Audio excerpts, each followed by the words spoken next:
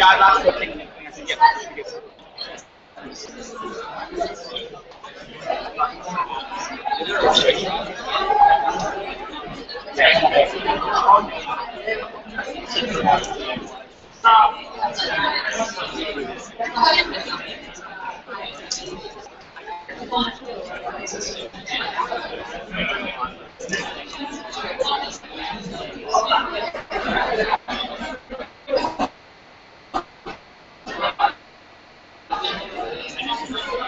that is really annoying.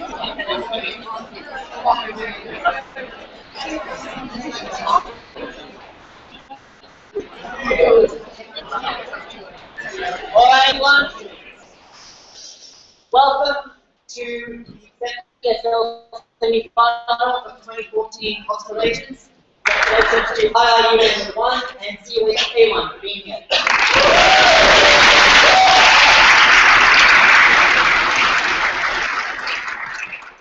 My name is Daniel. On this panel, we have Uday, Jess, Seb, and Marina. The motion before the House is that Indigenous citizens should be paid a salary for life as a form of reparations.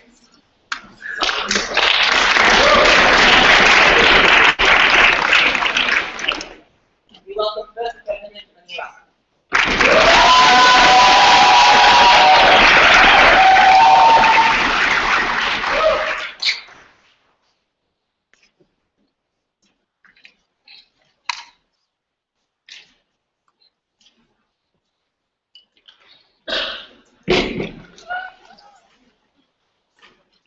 Ladies, in places like Kenya, where mamas are historically treated unjustly, where lands are taken away from them, where rights are retracted, and children are reallocated, we believe that sorry is never enough in terms of making them feel that we truly are apologetic in terms of the discrimination that is perpetuated. That's why we feel that it's about time we pay them as a form of reparation for what we've done. This doesn't just stop in places like Kenya, it applies globally. We're more than doing for Islamic places like Malaysia, help with Pakistan, places like New Zealand, help the Maoris, like these are individuals that we want to reach out. What exactly would we do? We would generally pay everyone. It's not on a, based on them coming up and saying, oh, can I have the money, and then we run them, but we're giving out to everyone who is an indigenous citizen of that country. Secondly, the amount that we're talking about is about around, it's generally like around the median of how much the society generally earns. We understand that money can't get back into talent what we've done, but we're telling you it's darn good. In my speech, I'll tell you two things. Number one, why is it politically justified? And number two, why is there a necessity for this policy? Number one, why is it politically justified? Because when you're talking about the indigenous group, we acknowledge that they've been historically unjustly treated, whereby everything that they have and everything that they think is valued has been taken away or at least partially taken away for the benefit of urbanization or new concept of rights, or generally because we believe there is a certain portion of society that deserves all of those things better than the indigenous. It's usually like the majority, right? Whereby we feel we better utilize the land that is taken away from them, where we're getting money out of using these lands and generally using it for a personal agenda. All of this happens at the expense of another group that has to be sacrificed at the end of the day. It's either the majority does this themselves and benefit from this, or either they benefit from this because of the act of past generations, like their ancestors, uncles, aunties, I believe. Right? Like generally these individuals still benefit from the system regardless of who does it, whether it was you personally or whether it was your ancestor. And you feel like by default, because you are the ones benefiting from a system that generally discriminates another, you should still in which your benefits came at expense of. So that's why we feel that it's principally justified. But the more important part is the second question. Why is there necessity? And we feel that there's a necessity for us to evaluate three groups of individuals, because there are nuances of them. Firstly, those who actually want to urbanize but cannot do so. Secondly, those who already have urbanized and they have succeeded, but why we should still give them that money. And lastly, those who generally just don't want to urbanize and why they still deserve that money. First category of people, those who want to urbanize and generally can't. And we feel that this is the majority of the indigenous.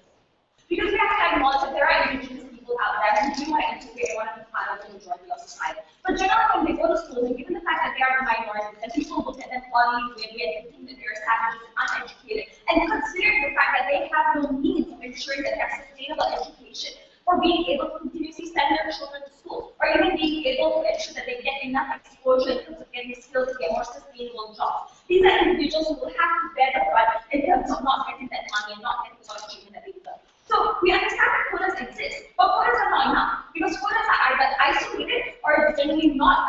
It's either isolated and it's a policy that is not universal. It still comes at the expense of certain groups of indigenous individuals who may not get that opportunity because it's a dog-eat-dog world of individuals who are systematically disadvantaged in terms of not getting money, whereas the majority have the money, have the means, and a bigger opportunity to ensure that they get the right of education. So what happens when they are poor dropouts and they do become uneducated? It's either people continuously perpetuate the stereotype that they are savages, that they can't integrate because they don't have the same mentality and principle as you and I. They don't deserve the land that we are taking away from them because they're, uneducated and they probably don't know what to do.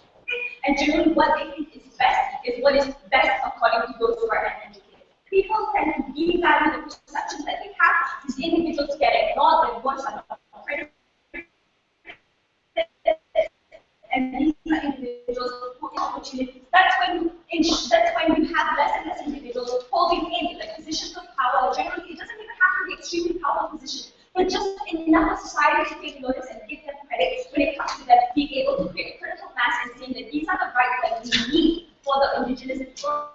These are the lands that we cannot take away from them. But in ensuring that when you come to the negotiating table with the majority, when you're talking about the organized people, that you are coming from a perception where it's not biased, but you're also receiving the same education as the majority. Yet you are still the principle that you believe that this land belongs to the indigenous. That is the principles and the reasons that you have do come from a more educated reason. And I think it comes from a more believable reason, regardless of whether it's educated or not, there, right? But talking about more urbanized people out there, they're not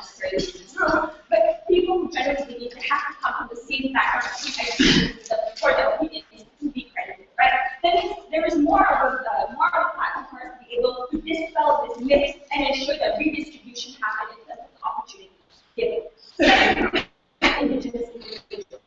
Those who already succeed and already urbanize, and why they still need to have this money. It's because just because they have succeeded and just because they have been able to urbanize, it does not mean that they didn't face the discrimination that they did, right? Because they didn't manage to succeed because of the small quotas that we give them, but they succeeded despite of the lack of opportunities that they brought to them. That's why we feel there's a need for us to acknowledge it. The sacrifices that they've made is not just in terms of coming from a more discriminated platform comparison to every single individual out there, but it's the fact that some of the sacrifices they made are so personal and so valuable to them.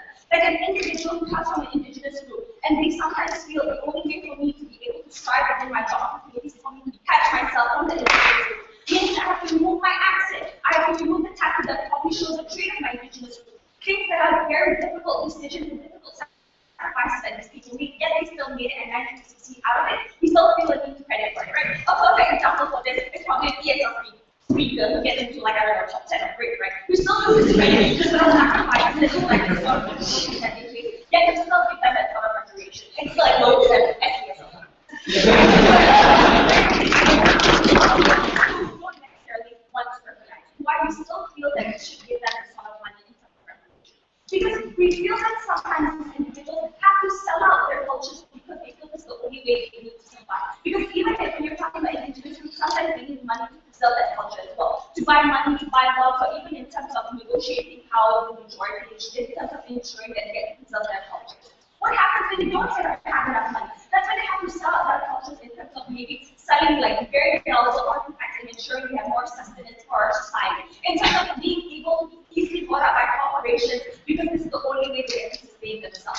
We think that majority of individuals sometimes feel that they need money to preserve this culture, even tend towards selling out their culture, even when they don't believe in education and jobs, but they end up taking education and jobs anyways because that's the only means for us to be able to get that money that we deserve to preserve that culture. It becomes sort of like a false and forced choice for these individuals to have to take up that education, but it's because that's the only means we have towards getting that money. We don't think individuals should be coerced into making this choice because money only comes from the urbanized world. We feel that even when you choose to preserve that culture and you don't want to attach yourself with what is our correct system of education or job in general, we will still give you that money because we still acknowledge that you still have the right to preserve your culture with the means that we can provide.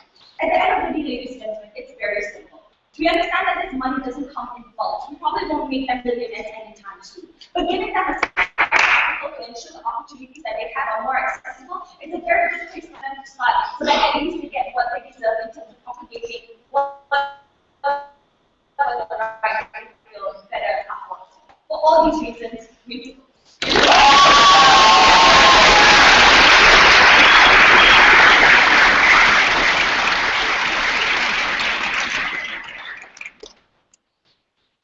We thank Amira and welcome to Jane.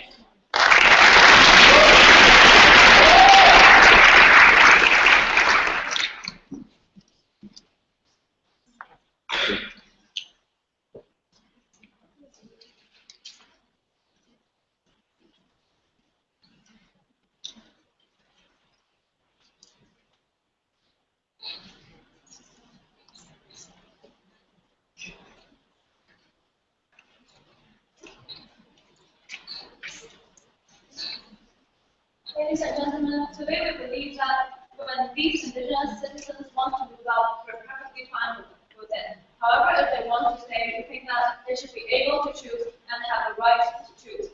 We think that the problem with the model is that it limits them and forces them into only one choice, which is to move into the urbanized cities. So what do we propose today? We think that firstly, we should have protection zones for these indigenous people and let them have autonomy for themselves in these protection zones, just like Africans are in the US. Secondly, to give them resources to protect their country. And thirdly, when some indigenous citizens really want to leave their own culture or modernize and urbanize, we will help them in terms of giving them resources. However, what we think is the assumption of the affirmative today is that we think that preserving culture only requires money and monetary help, which we do not think so. Their whole principle justification of how these indigenous citizens are historically cheated out of their rights for urbanization and how it is unjust what we think should do, we should do to help them is to return them land and culture, but not to just give them money and dismiss them and their needs with these kinds of money. We think that when they have been saying that we should pay them back, they've never justified to us why the form of payment should be in terms of monetary payment, but not other payments. Moving on to my substantive which to summary of what's being wrong for salary being and form of compensation for these indigenous citizens. Secondly, how this model actually jeopardizes the preservation of indigenous culture. So on to the first point. Why is it essentially wrong? So the first question we would like to ask is, what is the purpose of compensation? We think that the purpose of compensation is to restore the initial quality of life that these indigenous people have. So what has been taken away from them before? We think that, for example, the indigenous tribes in Amazon, when forests are cut down, they cannot practice their shifting cultivation anymore. In Australia, the Aboriginals, when in 1970, the government tries to reallocate them and give them money to move out to the urban areas, it actually disrupted their culture. We think that, therefore, what they want is to return to their distinctive and sustainable lifestyle, but not only give them a bunch of money and not to know what to use it for. We think that why salary doesn't give them the above and doesn't give them their distinctive lifestyle back is that because salary is a modern form of currency. It is not anything that they can use in their indigenous culture and use in their original culture, which means that to use these kinds of resources, they have to blend into the modern society and they are coerced to use them in the modern society to buy a house, to eat at restaurants, to participate in capitalist services. And we don't think that this is what they can practice in their own culture. And it doesn't help them to return to their original lifestyle and forces them to urbanize and live in the society that these people want them to live in. We think that what results from these kind of compensation or monetary compensation is that it is a kind of reparation that the government or the urbanized people assumes that these people will want and assume that it is valuable for the indigenous people. However, realistically speaking, it is not what they want and it's not what they are pursuing, which is their culture and the preservation of their lifestyle. And secondly, it only enables them one choice of lifestyle, but not any others. They do not have any choice for what kind of lifestyle they want. So moving on to the second point, how it jeopardizes the preservation of indigenous culture. The affirmative side have been telling us that there are people who want to urbanize because, for example, they want education for their children to improve their poverty cycle, or and they're saying that how the quotas right now, the education system is not enough. I think that the problem with their analysis is that the systematic discrimination of the education system right now comes from stereotypes. And we think that this model precisely is the thing that encourages stereotypes, which I will explain in my talk later. We think that what will result from their model. In the short term, the model will actually reinforce stereotypes, and the systematic discrimination will perpetuate. In the long run, when these people feel that even if they have money, they cannot take away these stereotypes and discrimination. They cannot improve their situation. They will have no more incentive to actually improve their own situation anymore because they feel that they cannot in any way improve their situation. We think that for those who want to urbanize, there will be a continued discrimination, and for those who want to stay in the cultures, because of how these stereotypes perpetuate and worsen, we think that the society's respect for the culture will actually decrease, and it is harder for these people who want to stay in their own cultures to actually stay in the culture because many people have moved out to use their salary and use their money in the urbanized society. So why does this actually perpetuate stereotypes?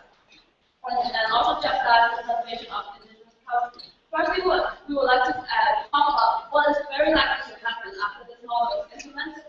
Many indigenous people who get this money to effectively use the salary, they will have to move out into cities as our group does now. And because the salary is enough to supply their living, they will not have the incentive to work or invest anymore. So that's all the people who are minority. The problem with that is that they cannot develop their culture anymore because many of the indigenous tribes have moved out. For example, in China, in Guangzhou or Jiangsu, the aged people and the children are the only land people in these indigenous areas, and they cannot preserve the rituals, preserve the tribal structures, and the whole structure will fall down. So, also, we think that the citizens will actually feel completely resentful towards these indigenous citizens after this moment. The problem right now is that people think that after the salary reparations, it is already enough reparations and compensation.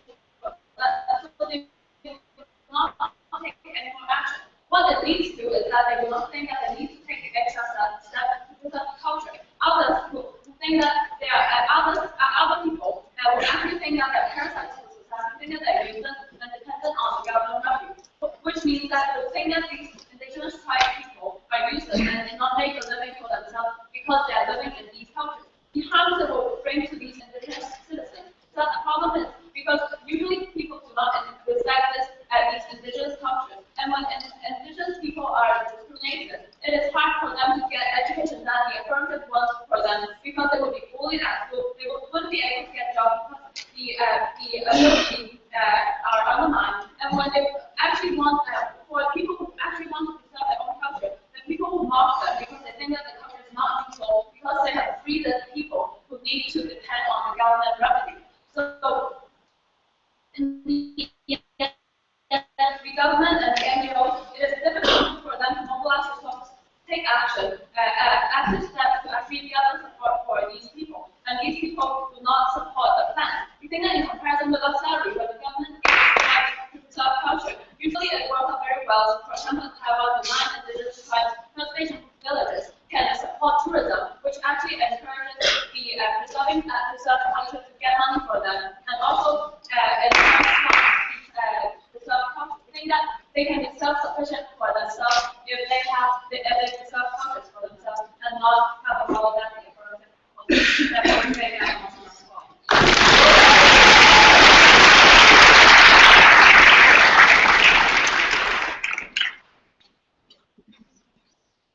Thanks, Jen, and welcome, Kadeen.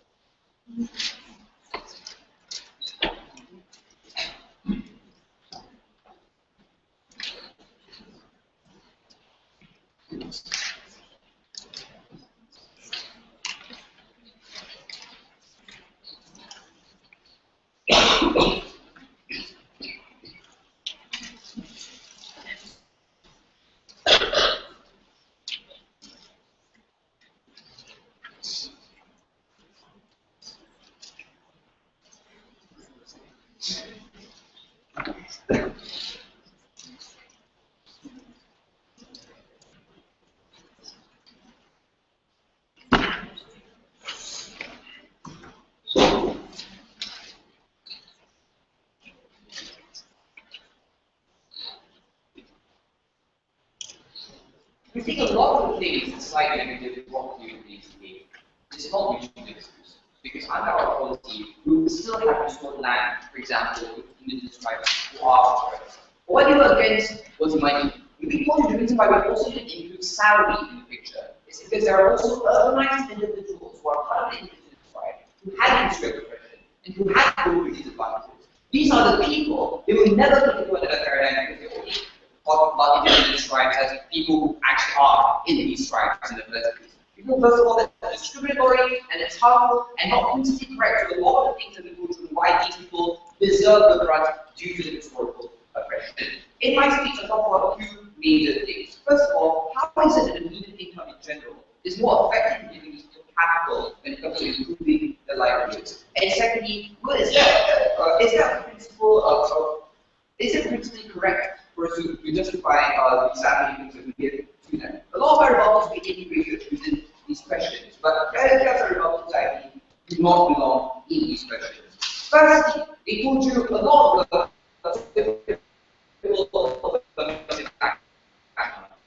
like people will release. First of all, let's rebuttal against welfare, against all forms of basically rollouts from the government. They have to provide distinctively different or defend or abolish that.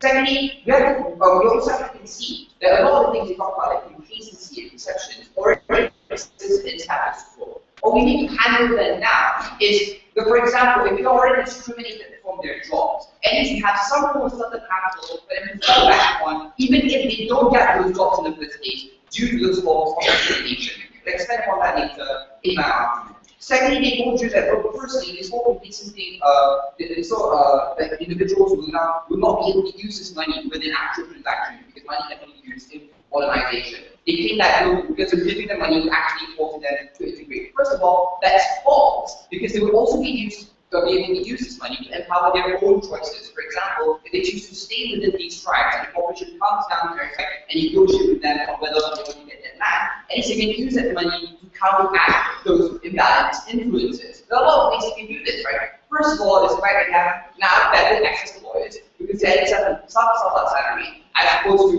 initially now that they have no legal access at all. Secondly, now that you have that startup capital, you don't necessarily have to get jobs first before they enter the capital. It means their rights, the inherent rights to protect their land will exist regardless of whether or not they have a job, right? First, moving on, we also said that look, we're going to be that we're forcing them that we're forcing them to modernize, right? But we told you that first it's not necessarily true because most of them know we have to empower people to make their choices. They said we're not giving these individual choices, but necessarily that's what's happening in status quo. The reason why my first people about wasn't an easy one at all. We told you that the reason why these people are forced to go into these modern societies because they aren't able to make rational choices because they are driven by poverty. They have to survive anyway, or this is the only way to be preserved my particular culture. We believe that if we remove these sort of barriers, at least as individuals to make the most informed choices and you give them a wider spectrum of what exactly they have access to with this startup capital. Let's go to my first question, necessarily why it's important for me to answer this, is because we need to tell, because they also want some form of survivability on behalf of the tribes, so we can tell you why our tribe is the best. Why is it that immediate income is the best way for us to do this, right? Firstly, we told you that a lot of these individuals do not have access to the best education, even if they do have education. For example, they have public education, they have public education, subclass schools, or even some of the Navajo communities in the United States of America, they have to go to schools and NGOs and places of dust mountains, right? Because it's the closest to their homes, all these things. Because of this, most of them are trapped with aren't able to make the best choices. But secondly, also, even if these individuals get education, their education will be systematically less of quality compared to the majority of individuals, like the majority within a country who are already in content, who have access to private education. So it is not given some form of capital that have access to better forms of education. Because firstly, they are like now you don't have to start from zero, for example, if they want to invest or if they want to get a job, right? But secondly, we told you that a lot of the things that have to do came from sacrifices. This is where they really reflected the whole characterization that there is a systemic discrimination happening in status quo. They told us that look, these individuals are able to assimilate anyway. That's not true. It is not true because firstly, you want to do better choices. A case analysis is simple. For example, a lot of the Native Americans in the United States of America were banned for almost half their language when the Americans came in from speaking their native language in the schools. So these were the individuals that essentially had to be sacrifices, right? These are the people who most likely be discriminated in jobs, per se. Secondly, though, even if let's say they have these jobs, when we talk about bigger, they have these jobs in the first place. Most of the time, they aren't able to keep these particular jobs. Why? Because maybe a lot of things happen to them is that they're usually stuck in a particular place. To begin with. And secondly, because there's a form of silent discrimination of which people don't necessarily say that I can actually do because you're of a different race, but because you are, for example, less network, you don't know enough people because you're from a different community and against. All the more reason for more of this competition to exist for all these individuals in order to keep their rights, Let's go to the second question. How does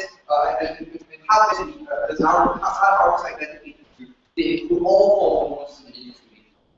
Let's remember, for example, example, of nomadic tribes, individuals now, who, because of this development, even though they don't want education, they don't want to be integrated, they have limited space, for example, on their migratory traditions, right?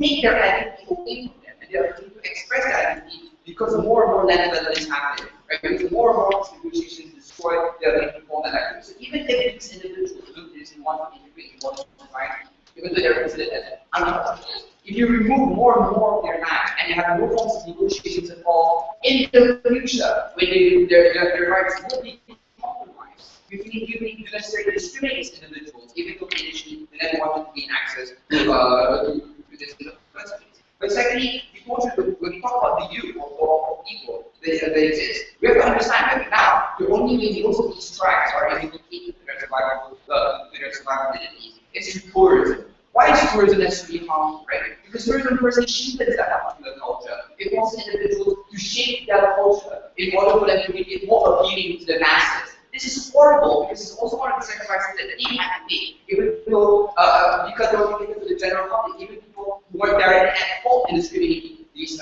indigenous people. These were the market groups that would benefit from a more tourist-friendly Lao conception, a more tourist-friendly Mesoamerican tribal culture. If they keep relying on tourism, you push them further into the northeast imperialist formations or imperialist majority use of what is necessarily right, as opposed to giving them oppression. Because these type of things are not sustainable as inherently important towards students. They have to tackle a debate about whether there is systemic discrimination.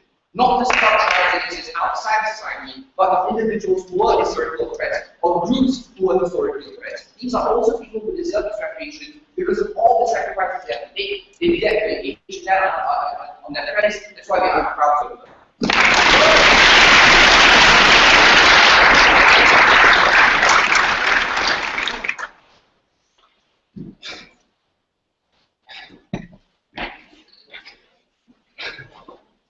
We thank Hazim and welcome Daniel.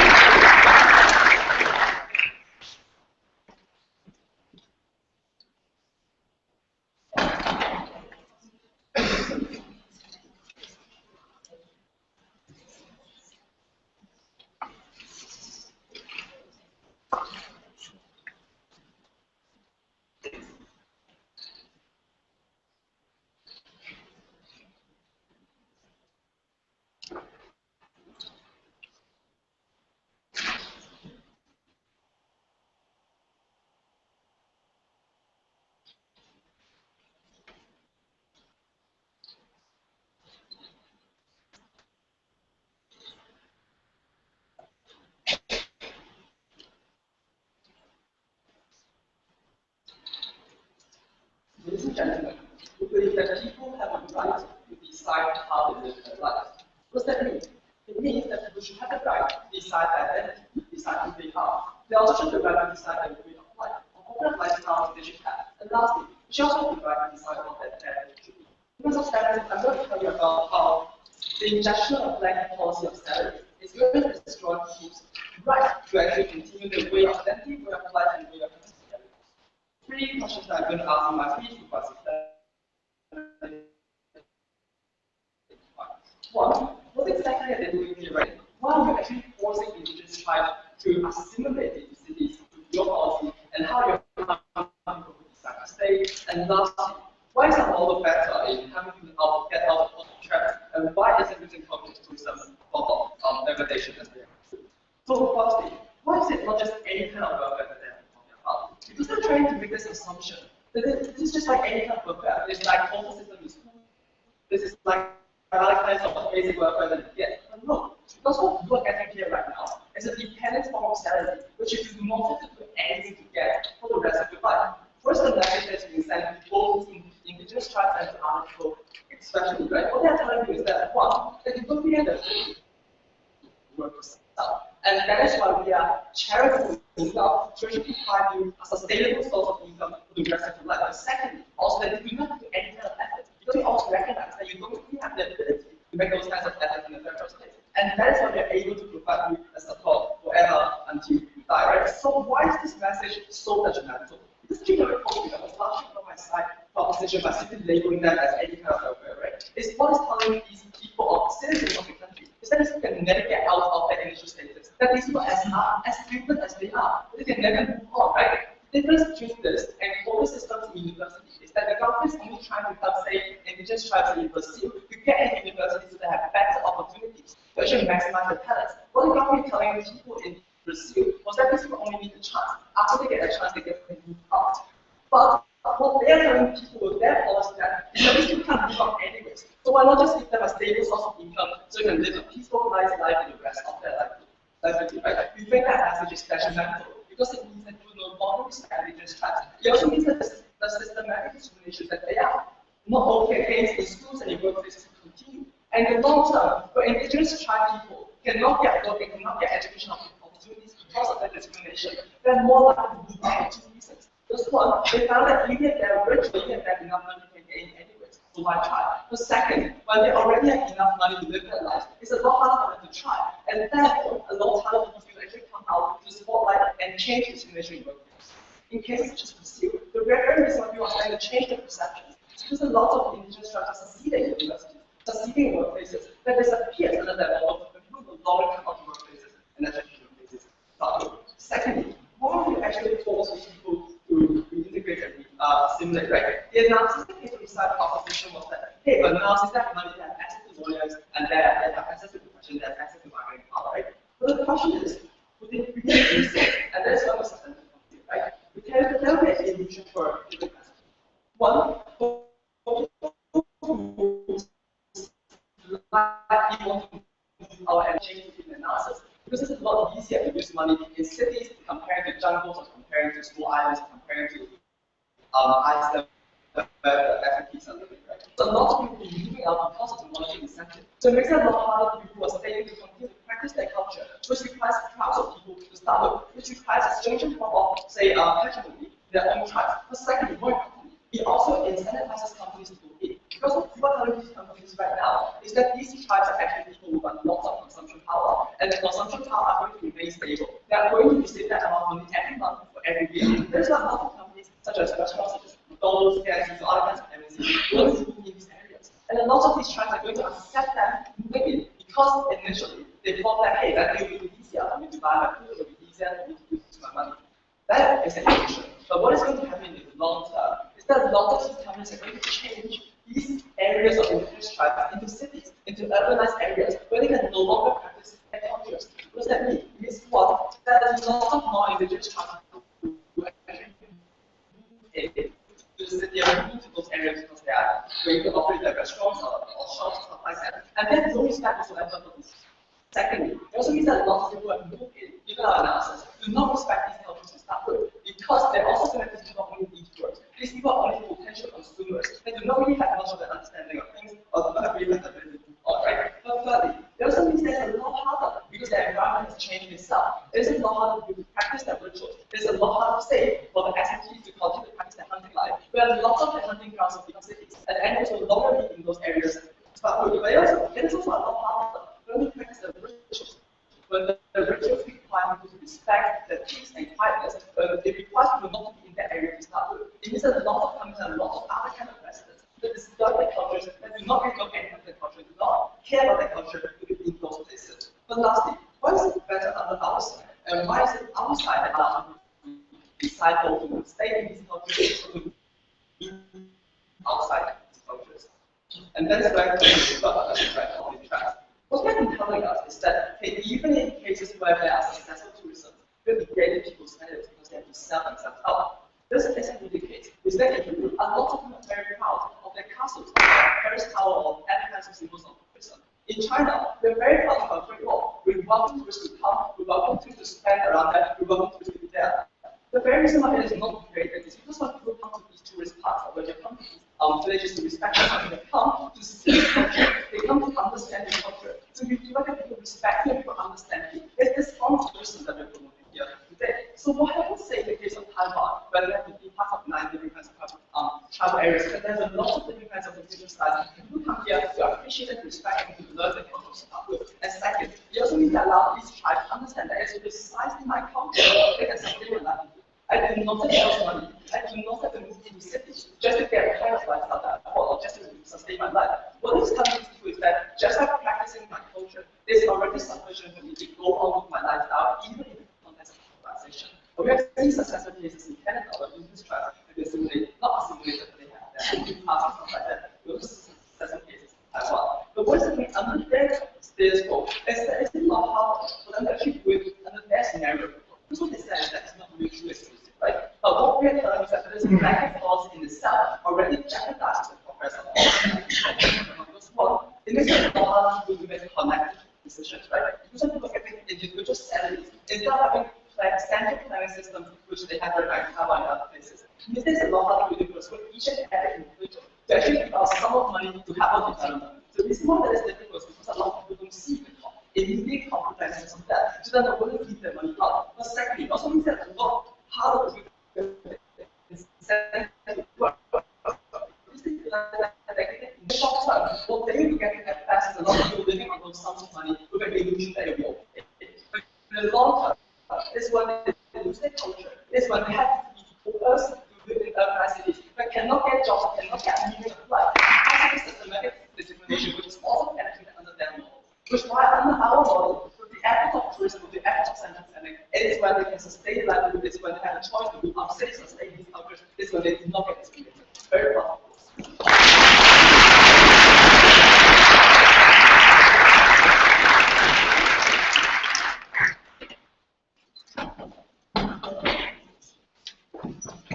Thanks, Samuel, and welcome to Barra.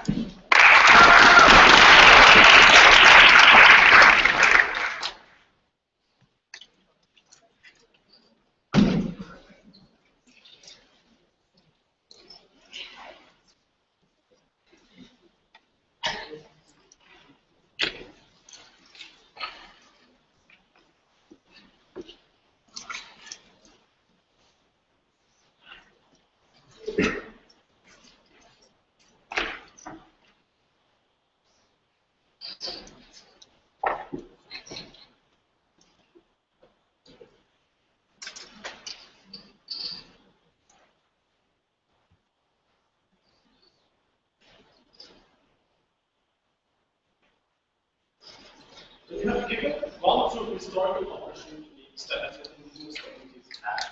We don't think it's sufficient for our position to say government burden just to provide the same opportunity.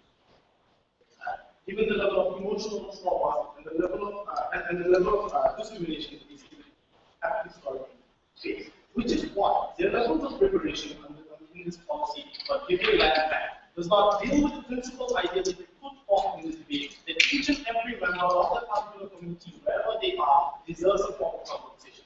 And money is the best way to do so because it reaches out to each and every individual, unlike giving them land, which only benefits some people who still live within those communities, as opposed to having more power. I think on the principle level, that has been most consistent. Giving them is giving each and everyone the recognition and compensation that they deserve. They get partial compensation, even though they concede there is some form of responsibility. They don't get that as compensation. But let's talk about the ability of individuals to be able to integrate for those who want to do so.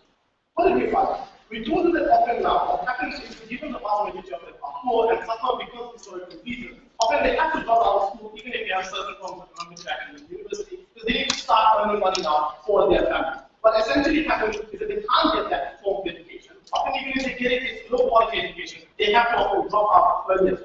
What does this mean? They cannot have critical mass eventually to create support structures for each other in the corporate sector. So for instance, if they face discrimination, there are no other individuals willing to stand up for them and create the support network for them within those days.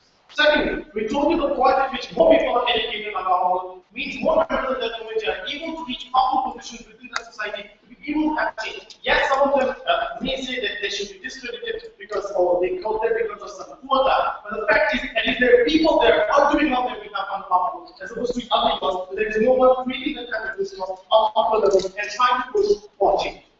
Thirdly, ladies and gentlemen, we told you the point at which more people have money and more people have education. That also means there is a larger pool of people willing to donate to your cause, which essentially leads to A, awareness, which is one of the very stereotypes that you think will be created, but B, that also means you can create that money to be able to have profit, for instance, to be able to push for political rights as well. So even if you say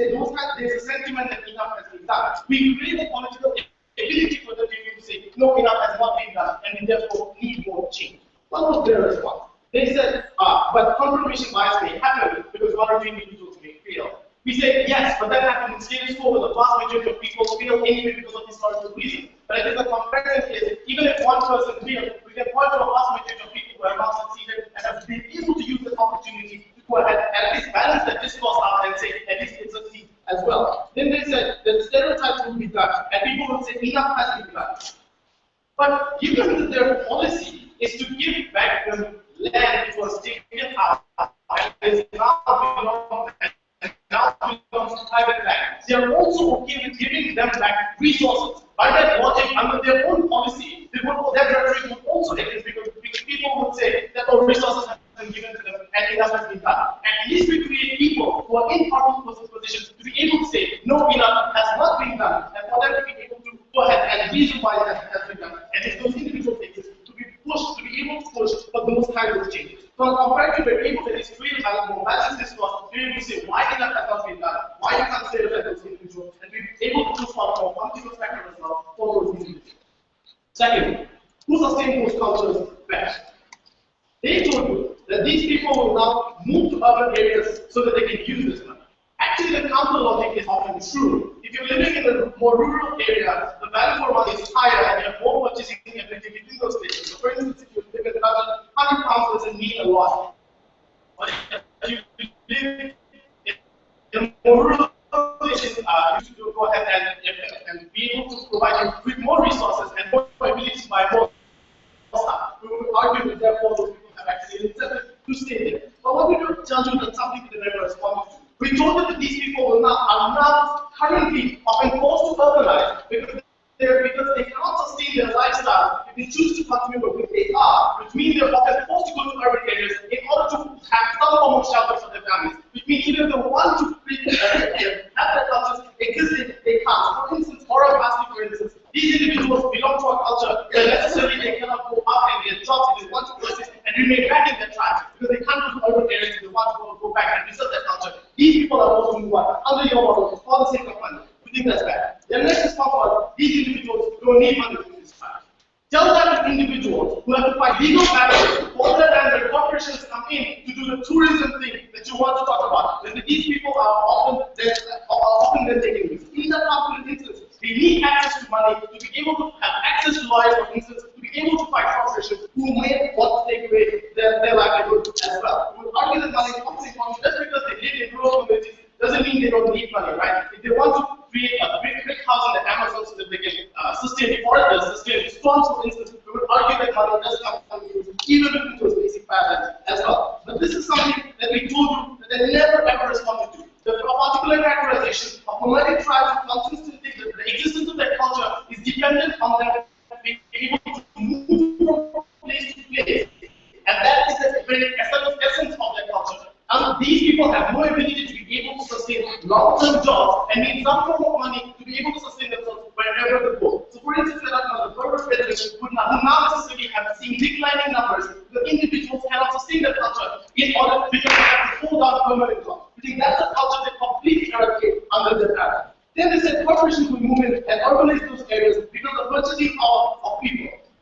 First, ladies and gentlemen, what we would argue is that at least under our model, these individuals, if they are a culture that thinks that urbanization is counterintuitive to the existence of their culture, they're likely not to accept these corporations coming in the first place. But we would argue that they at least have more ability, because under their model, if there are other communities surrounding the particular tribe, urbanization happens anyway. But under our model, these people have the ability to fight those corporations to prevent urbanization because they have access to money, which also means access for legal resources, but they also have people in positions of power which they can go to, and these people can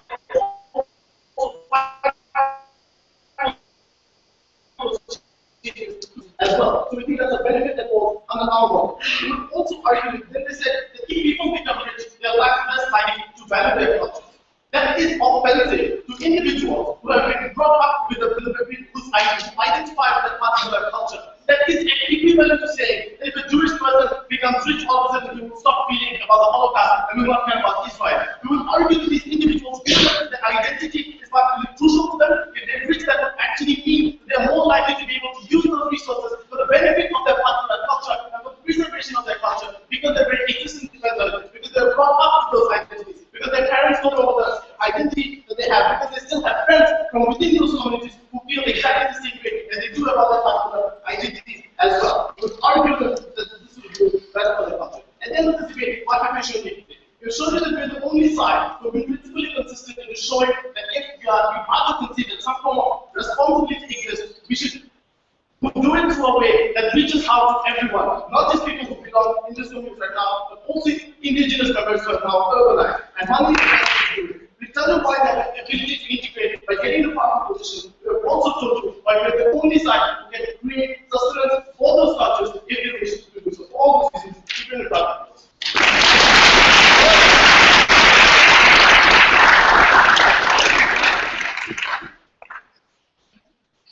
We thank Mubarak and welcome Banks.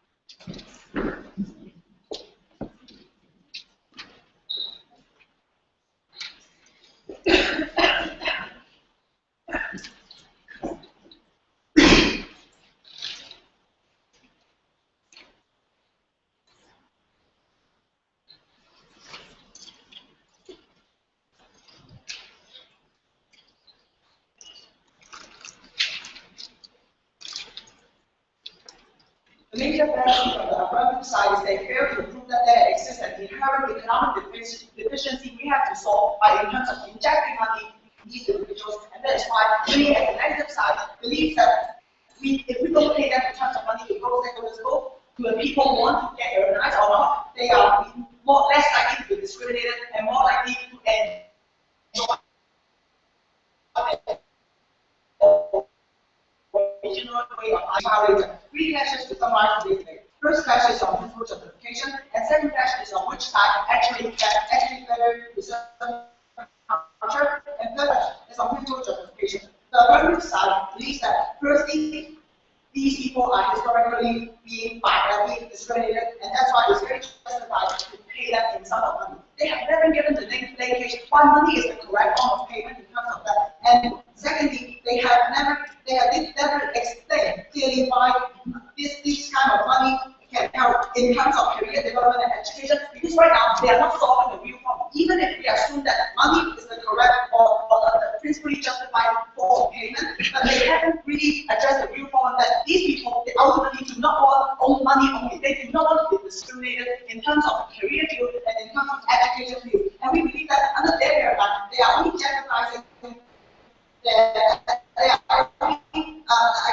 they are only further pushing the systematic discrimination against them, while we on the negative side believe that the only solution to it is a systematic development plan in response to that. But they argue again, they come back and say that it's mutually exclusive. But we as the negative side believe that if we pay them a sum of money, it would be a disincentive to them in order for them to fight harder for their education opportunities and also career advancement, in which these assholes are under reality are more unlikely that their paradigm or their advantage claim or to solve the problem of discrimination. And that's why we believe ultimately the affirmative side is enriching the discrimination that is existing.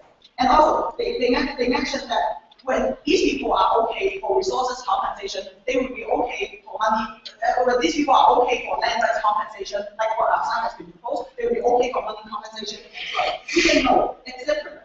These people, these indigenous people, ultimately, they want autonomy for their own way of life, but instead of money is not the key solution towards their problem, but we have to grant them autonomy. Like what the negative side has been arguing on principal justification, we do not agree what they want is money, and money is the best solution towards in achieving what they want. Because right now, under negative side's characterization, we believe the land rights recognition and also a higher representation in the community, in the society, is something that they ultimately push for instead of a higher sources or higher cash flow of income.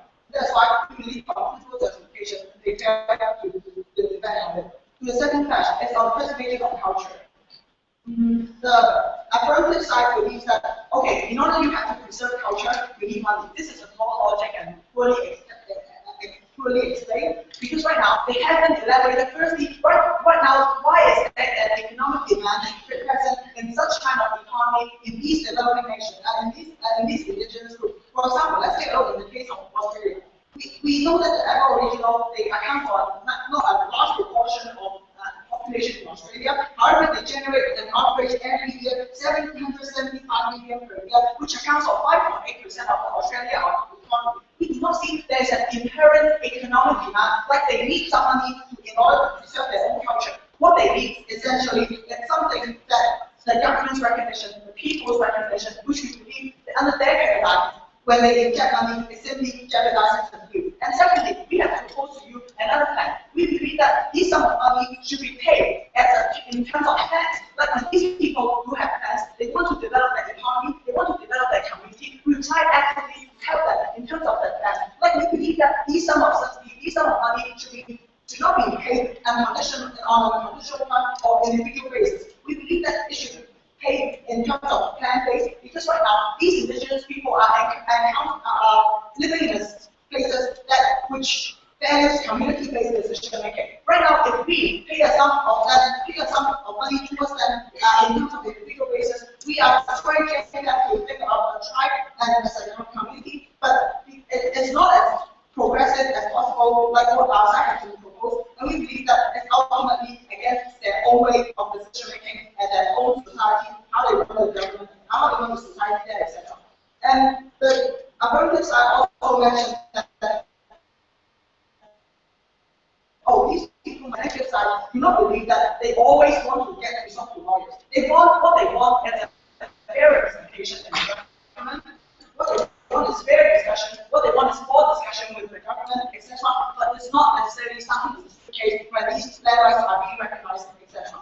But on the negative side, we have mentioned to you that right now, if the affirmative model is to become true, then it will jeopardize these people because it incentivizes them to move away from their home places, and more importantly, it creates a complacement and also creates a resentful mindset inside these people, as our partners, as our leader of competition has already said. And we believe that this encourages individual capitalist between these people when they are not coping well enough with the already well-established job allocated society present in such kind of religious tribes. And we believe that this ultimately deters them to think collectively and make a decision to benefit to their own tribe in the best way. So that's why we believe on preservation of culture, their side is worse than ours. The third pledge is on the effects of individuals. Now let's characterize them according to their paradigm. Which firstly, they think that people want to be urbanized should be compensated by them. However, these people, why they want to be compensated, is not necessarily they want to get the way of life in the city. They want to prove themselves to be capable on their own in order to live in the city. So now, if the affirmative sex case is really true, we are telling them that you can live on the city by your own. So it's actually against their own goal and harming their own agenda, and we believe it's something that is against these kind of people, and we believe it's unlikely the case that the government side, that the government side said we can help these people in terms of money compensation. Second, towards the people who have already read or urbanized, right? They said we have to pay a sum of money to them to acknowledge them, to compensate them for their past, to compensate them for their past discrimination. So we those past effort will not be recognized. The past effort they have to pay to integrate back into the society will be discriminated and will be discounted and undermined, because right now people think that these people, why they can still stay in the society, is because of the sum of money that the government has given to us, not our own effort. So we believe that is something that we should not encourage. So finally, to the people who always want to stay in the country, right? And not go to the city. But we don't do that. We believe that they haven't proven to us why these people are economically efficient. For example, as I mentioned, there are different ways of life they can earn money. For example, indigenous arts, ecotourism, and also natural resources management, which accounts for a huge portion of the economy. And secondly, we believe that we are not ignoring these people by our accounting model, because right now we support development subsidy, but only on that base, but not unconditional, because right now we believe unconditional subsidy, unconditional we humanize them and also tell them, okay, you just stay there and let us see, because right now we are not okay. And we believe this is something, this message should not hold the government should not say. worst case scenario, the best case scenario is that these people will be okay in theory, but on a long-term basis, they still are being discriminated on their basis, on education opportunities, and right now, ultimately, it's not beneficial to the country. Well, on the worst case scenario, we see that these people will continue their lives. Well, there may be slower changes. Well, their life quality of life might be worse. But the individual freedom of choices will be respected. At least they can live at the rate they want. That's why we are fighting to oppose. Thank you.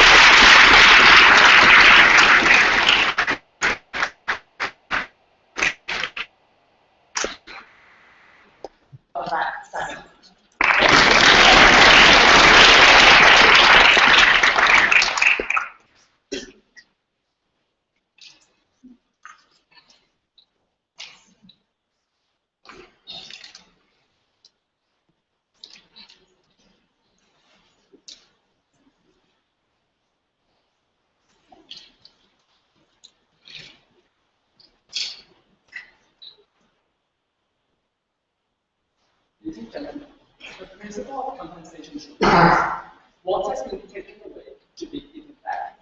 What we have been coloring consistently outside our position is that what has been taken away from these modernized governments whenever money to start with. What has been taken away was twofold. One, the very right to way of life, and the choice to whatever kind of way of life as they desire. And second, the respect of technology and the respect of academics. Therefore, if the side opposition wants to take the purpose of compensation, what should be compensated should be their way of life to start with. Therefore, the question that should be posed to this debate is which side better helps them to restore their way of life in the very beginning. Now, so two questions. One, is them more about money able to achieve the benefits that they have? Right. And second, the terms of money that we talk about are actually concrete and are real, and why are more present. So firstly, are the benefits real and concrete? The first benefit that is given is that with more money they are able to get education, more educated, blah blah blah, right? And they say that quota is not enough. But what we told is that given that the real reason why they're not able to get as educated or get as many opportunities in terms of education is because they are deterred by discrimination, they're deterred by people who are systematically biased because that, right? So we have been coloring our analysis that giving your model is a lot likelier for people to discriminate against them, and a lot less likelier for people to go and challenge this discrimination. Because what happens right now, as they told is that people, because they want education, they want jobs, they're more likely to challenge these discriminations and try to accept it. Under their model, this is why because they're already getting enough money, this is why they get complacent, this is why they're a lot less likely to challenge these discriminations. And that is why those discriminations will stay, and that's why they still can't get educated as they do. Right? But secondly, hey, it's easier for them to get a law degree with money. But no, because the ultimate purpose of law degree is to get a public support. And starting from our very first opposition speaker, we told you how this jeopardizes public support to start with. Because what you are telling these people is that these people are only the people that use public money, they use public resources, and never get any effort. Their response was that, hey, other kinds of welfare will have similar effects, and they didn't have it, that's why it's the same. But we told you that the distinction, which was not engaged like that, was the absence and presence of actors of themselves. We told you the presence of initial welfare, the presence of an education quota. Is that still recognizes the actors that you pay afterwards? But their policy in itself already recognizes any kind of effort that you make, but they're having a lifetime independent support life for these people. The last one said, hey, but still that normative chart, right? The response that we had given in second and third was this. That the very reason why they have normative practices is because they want to sustain their lifestyle in such manners, because they want to go and hunt, because they want to sustain their lifestyle by hunting. And what the government is telling them right now is that this is not sustainable, that you cannot do this, that your culture, that your lifestyle is less possible than the lifestyle that I'm going to provide you. And that's why we see that it's not happening on the price as well. But on terms of money, well, we took that huge stigmatization problems that they are facing. But secondly, we also took that basically a lot of working places. But thirdly, we also not engaged with that was how to destroy their culture, how it destroys their right to practice culture, right? Because what they encourage to move out, second is how and third, they not responded because it encourages a lot of large companies and a lot of non-cultural residents to move in, which do not respect their cultures or establish their culture. What is happening under different people on their side, right? For people who want to move out, their success has not been recognized, and they have less incentive to move out, and that is where they live in a sustainable, yet not meaningful life, and they don't have enough money to live, to get through that stuff. But for people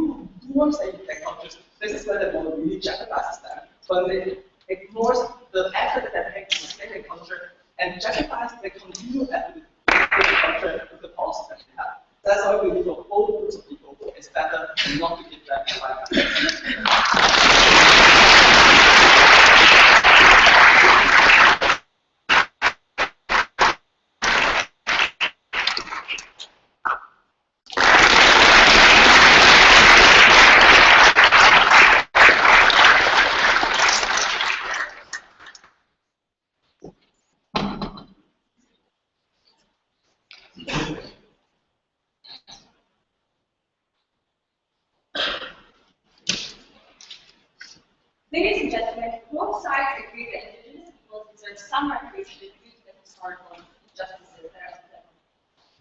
Our side of the House proposes a more universal benefit that can empower every sort of nuances of indigenous people. Their side of the House wanted to empower these indigenous people by giving them extra land, which would probably only benefit some of the indigenous people who still want to live on those lands and not want to be further urbanized and be facing more competition. Those individuals are completely ignored by negative. Two questions in my speech. Number one, who better preserves indigenous cultures? And number two, how do we combat stereotypes? Number one, how do we better preserve indigenous cultures? According to negative, it's by giving them the principle of freedom of choice. You see, this principle wouldn't have that value had a model come with a catch that you must move to the city if you see this money. Oh, we were a little bit smarter than that, right? Like, I told you in my PM speech that we would give you this money regardless of which sort of indigenous individuals you want to be categorized into. If you want to use it for school or buy food, that's perfectly fine. If you are parts of individuals who only want to keep that money and save it for our rainy days, like building a house to withstand actual rainy days, then we are okay with that, right? No money means that you have no accessibility towards mobility and sustainability later on. What was the concern that we heard from negative? Was that people will either move out of the abandoned cultures or big bad McDonald's will come in and inject itself onto these communities. This is exactly why our substantives, such as giving them economic empowerment, is extremely important. Because the usual analysis as to why people went over to corporations like McDonald's and sell their cultures out to tourism was because the only means of them getting sustenance was by doing so. Because there is an acknowledgement, even by indigenous individuals, that money does have value towards this sustenance. That's why Positive told you that now these individuals will have to sell out their cultures because that's the only way they're going to get this money. But given the fact that now we give them those means, they will not have to sell out. But furthermore, if you want to go out into the urbanized world, you will at least have startup capital to ensure that you go to a better school. I would rather defend a paradigm that ensures we have some form of monetary safety in comparison to negative that homogenizes every single indigenous individual as not needing or valuing money. Second question, how do we better combat stereotypes? According to negative, we cheapen their tribes, they are seen as leeches, and they become complacent and lazy and not want to strive as if indigenous people have no ambitions above the immediate amount of the general society. What did according to tell you from the very get-go? Was that haters are always going to exist, right? But the question then becomes, how do you best combat that? Because you don't feed into their rhetoric. You don't make indigenous people become their best to face external to succeed. Only then will we be able to dispel myths. The fact that we already start 10 steps behind than the majority already means that we should give them some form of help to ensure we start off at a level playing field. Because the better solution is ensuring that we give more capital for accessibility of opportunity, so that more educated indigenous people will be able to exist. These individuals will then be able to engage with the discourse with the majority and explain to them why is it that some indigenous people may still feel given that we give them money. Or the fact that we have more educated people being able to defend what are the rights of these individuals and what they deserve. The only way we're going to make the majority listen is if we show that more people can succeed, and more people can succeed when there are more doors of opportunity opening to them. Jobs may not necessarily automatically exist for these individuals when we give them money. But one thing I know for sure when we give them money is that they have more means to actually go to school.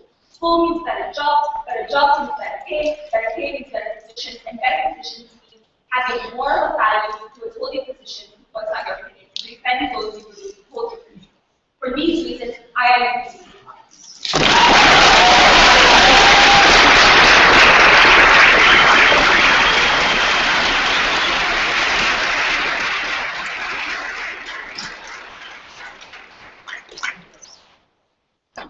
Congratulations to the teams. We have got the board take hands, and everyone in the main hall back to the